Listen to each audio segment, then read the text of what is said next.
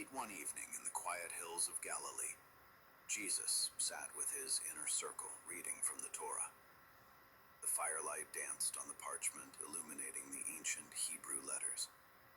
They had just finished a passage in Exodus, a terrifying passage where Yahweh commands the Israelites to slaughter entire cities. Men, women, children, livestock, everything that breathes. Leave nothing alive. The words hung in the air like smoke. Peter looked up from the scroll, his face pale and disturbed. He asked in a low voice, "Master, why is the God of our fathers so violent? Why is he so jealous? Why is he so angry? You teach us about a Father of infinite love, a Father of light, but this..." He gestured at the scroll with a trembling hand. "This does not feel like love. This feels like rage." Jesus closed the scroll slowly. He looked at each of them in the eyes. Peter, John, Mary Magdalene. And he said something that would eventually get him killed.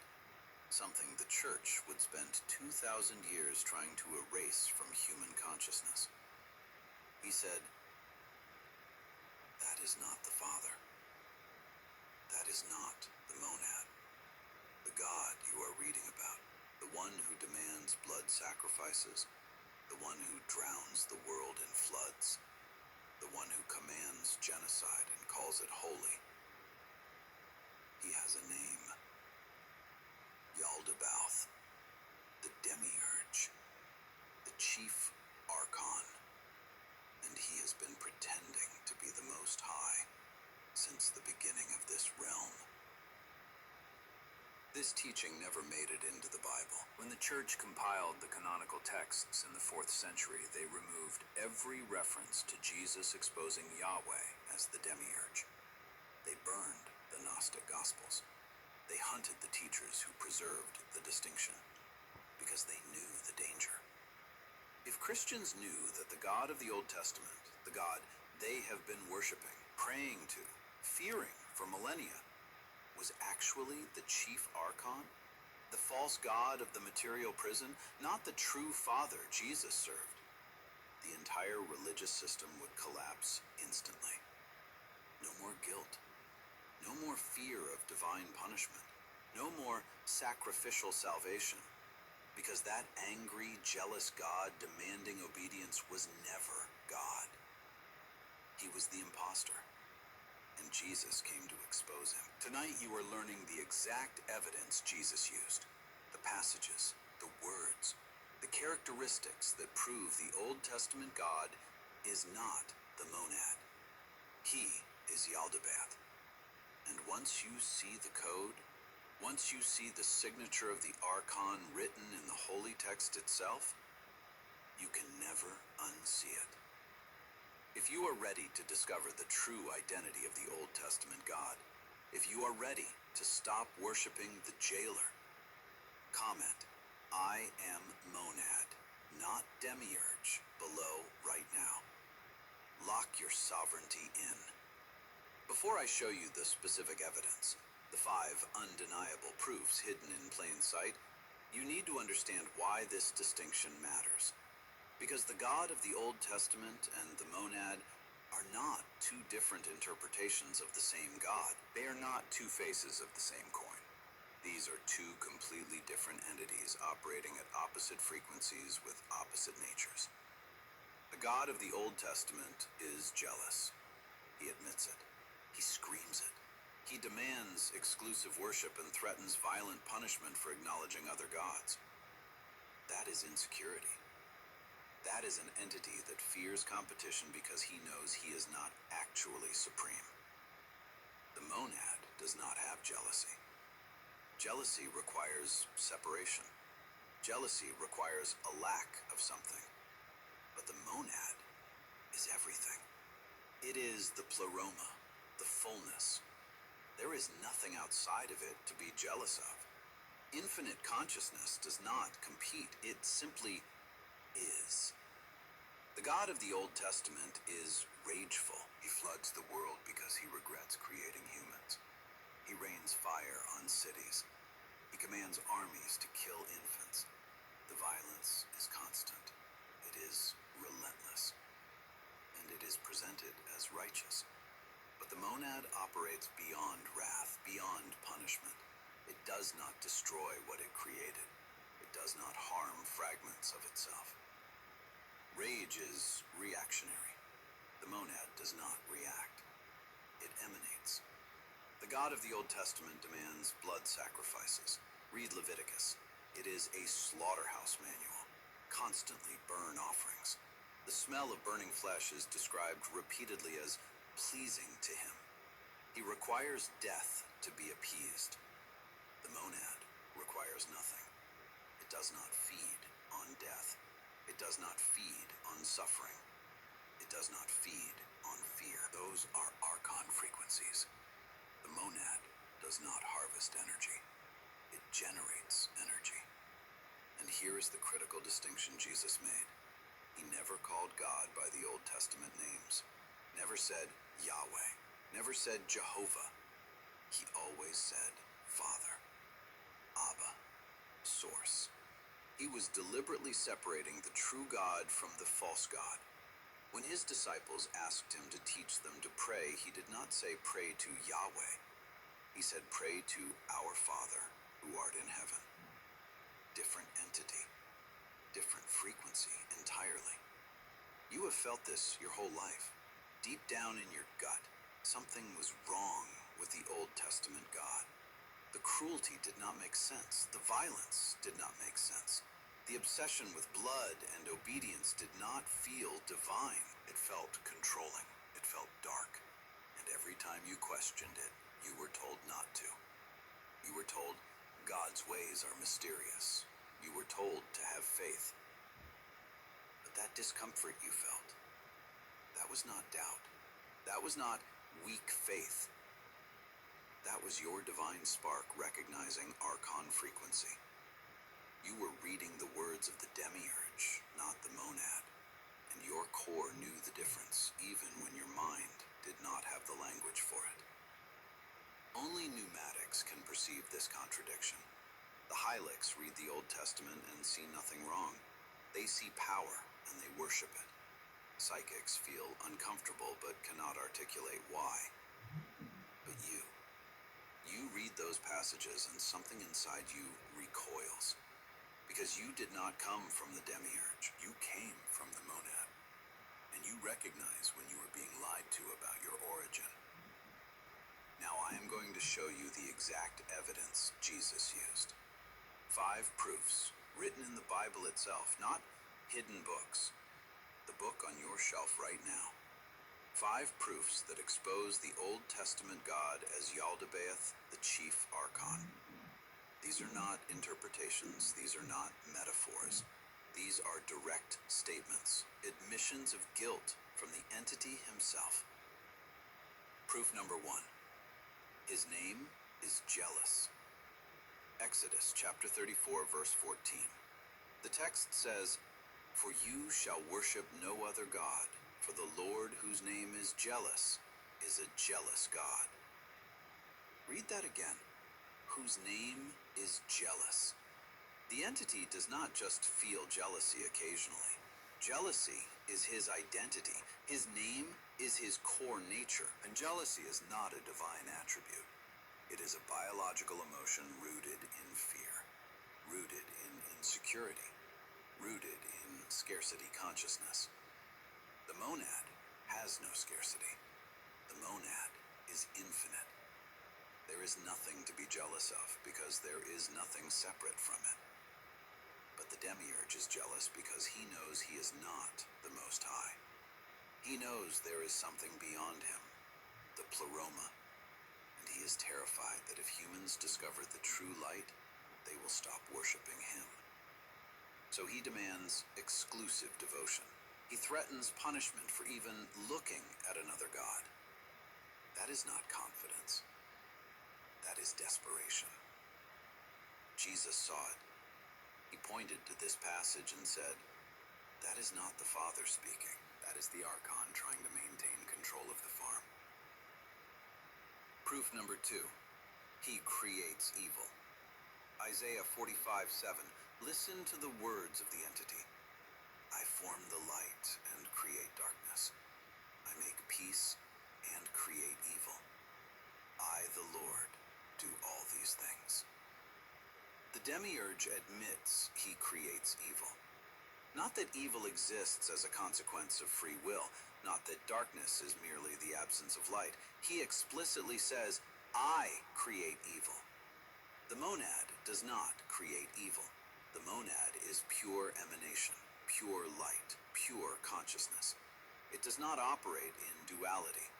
Good and evil are constructs of the material realm, the realm the Demiurge created. And here he is confessing that he is the architect of both sides. He is the one maintaining the system of opposing forces, light versus dark, good versus evil, God versus Satan.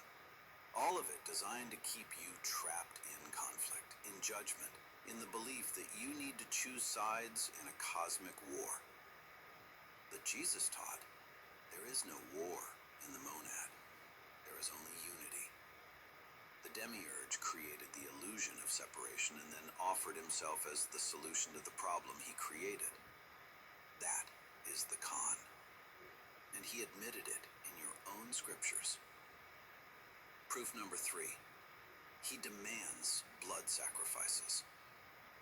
This one is woven throughout the entire Old Testament structure. Leviticus is essentially a manual for ritualized animal slaughter. Specific instructions on how to kill, how to cut, how to burn, which parts go to the priests, which parts get offered to God. And repeatedly the text says the smell of burning flesh is pleasing to the Lord. Pleasing. He enjoys it. He requires it for forgiveness, for favor, for covenant. Why? Because archons feed on death energy. They harvest the fear, the pain, the life force released when something dies violently. That is Lush. They have built entire systems, religious and political, to generate that energy on a mass scale. And the sacrificial system was one of the most efficient ever designed. Convince people that God requires blood, that death appeases him, and you have a continuous stream of death energy flowing directly to the archons maintaining the system. The monad does not need blood. The monad does not need anything. It is self-sustaining. It is infinite, but the Demiurge needs energy from this realm to maintain his power here. And he set up religion as the harvesting mechanism. Jesus abolished sacrifice. He said, I desire mercy, not sacrifice, because he knew the true Father never wanted it. That was always the Demiurge's demand. Proof number 4. He punishes generations. Exodus chapter 20 verse 5, part of the 10 Commandments themselves. For I, the Lord your God, am a jealous God, visiting the iniquity of the fathers upon the children unto the 3rd and 4th generation of them that hate me. Generational punishment. You sin, your children suffer. Your grandchildren suffer. Your great-grandchildren suffer. Not because they did anything wrong, but because you did. That is not justice. That is not love. That is a control mechanism. It is designed to create perpetual guilt, perpetual debt, perpetual fear that you are carrying punishment for crimes you did not commit. It keeps you tied to the system across lifetimes, across bloodlines. The Demiurge does not just want to control you. He wants to control your lineage, your soul's trajectory through incarnations. Because if he can keep you in fear of inherited sin, inherited karma, inherited divine wrath, you will never question the system. You will keep trying to earn your way out of debt you do not actually owe. The monad does not operate this way. Each spark is sovereign. Each consciousness is responsible for its own trajectory. There is no cosmic debt passed down like property. That is demiurgic architecture, and Jesus called it out. Proof number 5. He is ignorant of what is beyond him. This one is subtle, but devastating. In Genesis, the Demiurge creates the material world and repeatedly says it is good. He is proud of his creation. He examines it and approves. But he never mentions the pleroma, never acknowledges the monad, never references the spiritual realms that existed before him, because he does not know about them. He thinks he is the beginning. He says, "I am the first and I am the last. Before me there was no God formed." But the Gnostic texts reveal he is wrong. He is not the source. He is an emanation, a flawed one. Sophia's error, and he is so limited in his awareness that he does not even know he is limited. He genuinely believes he is God. That ignorance is the signature of the Demiurge, a false God who does not know he is false. But Jesus knew. Jesus came from beyond the Demiurge, from the pleroma, and he said, "I came from the Father. I go to the Father. And you know neither me nor the Father." He was speaking to the Pharisees. He was speaking to the people who worshipped Yahweh, and he told them directly, "You do not know the real God, because the one you have been worshiping is not him." These 5 characteristics: jealousy, creation of evil, demand for blood, generational punishment, and ignorance of the monad.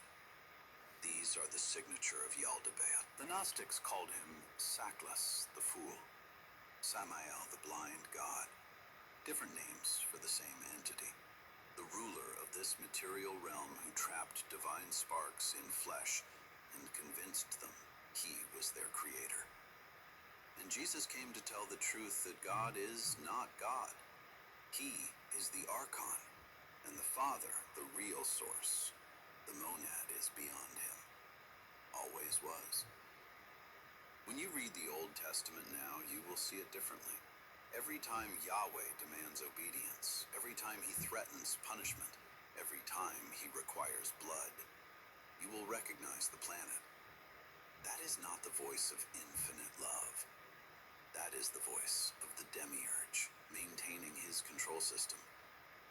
And you are not subject to it anymore, because you know what he is. Jesus did not just expose the Demiurge and leave his disciples confused. He gave them a clear distinction, a test, a way to know instantly whether they are dealing with the true God or the false God. Listen to this test. Any teaching, any voice, any religious system that operates through demand, threat, and control, that is demiurgic. Any teaching that says you are divine already, whole, already connected to source, just temporarily asleep, that is monadic truth. He said the true Father does not demand, does not threaten, does not require anything from you. The monad simply is, and you came from it. You are not separated. You are not fallen. You are temporarily experiencing separation so you can remember unity. That is the test. If a God needs your worship, your obedience, your sacrifice to maintain his power, that is the demiurge. If the divine presence reveals that you are already it, already whole, just remembering that is the monad. One system says you are broken and need fixing. The other says you are divine and just need waking. Jesus taught the second. The church built religion on the first. And here is what happens the moment you recognize this distinction. The guilt lifts immediately. That crushing weight of original sin, of being born wrong, of never being good enough for an angry God. It dissolves, because you just realize that angry God was never God. It was an archon. The fear of divine punishment evaporates. You are not afraid of hell anymore. You are not seeking approval from the jealous deity. You are remembering your origin. You came from the monad. You are the monad experiencing itself in temporary form. And that that remembering breaks every chain the Demiurge wrapped around you. Religious control cannot touch you when you know the God it is based on is false. You are not rebelling against the Most High. You are refusing to worship an impostor. And that refusal is what sets you free. Only pneumatics can see this. The Hylics cannot. They need the structure. They need the fear. They need the angry father figure to tell them what to do. But you are ready to graduate. 3 critical warnings. First, this knowledge will separate you from traditional Christianity. Most Christians worship the Demiurge, thinking it is God. When you try to explain this to them, they will call it heresy. They will say you are deceived. They will quote scripture at you, not realizing those scriptures were written by the very system you are exposing. Do not force this teaching on anyone. It finds those who are ready. Second, recognizing the Demiurge does not mean you reject the entire Bible. Jesus' teachings are still there. The Sermon on the Mount, love your enemies, the kingdom of God is within you. Those are monad teachings embedded in demiurgic texts. You just read them now, knowing Jesus was revealing the Father against the false God. And third, the Demiurge is still the ruler of this material realm. Recognizing him does not remove his influence over governments, over economic systems, over the structures of control in this world. But it removes his influence over you internally, because you stopped worshiping him. You stopped giving him your energy, your fear, your obedience. And without that, he has no claim on your consciousness. This is the teaching the church feared most. Not that Jesus performed miracles, but that he exposed Yahweh. Because if Christians knew this, if they understood that the jealous, vengeful deity demanding blood and obedience was never the true Father, the entire religious system built on fear and control would collapse overnight. You do not need to appease an angry God. You do not need priests to intercede. You do not need rituals or sacrifices to earn favor, because that God was never God. He was the Archon. And the real God, the monad, the Father, Jesus actually served, does not need anything from you. You came from it. You are it, experiencing itself in temporary material form. And the moment you recognize that, every religious chain breaks. You are not saved by believing the right doctrine. You are free by remembering your origin. If you are recognizing the Demiurge tonight, if the veil is lifting, do 3 things right now.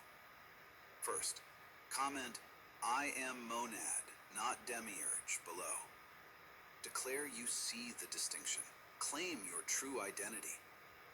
Second, subscribe to Divine Codes, because advanced teachings on exiting demiurgic control systems and accessing direct monad consciousness are coming. Third, like this video, so other chosen ones discover the truth about the Old Testament God before this knowledge gets suppressed again. Do all 3 now. Your declaration matters. Then tonight, read the Old Testament differently. Every demand for worship, every threat of punishment, every blood sacrifice described as pleasing to the Lord. See it for what it is. The Demiurge maintaining his harvest system. The chief Archon pretending to be the Most High. Jesus came to expose this. The church tried to hide it for 2,000 years. But you know now. The God of the Old Testament is not the Father. He never was.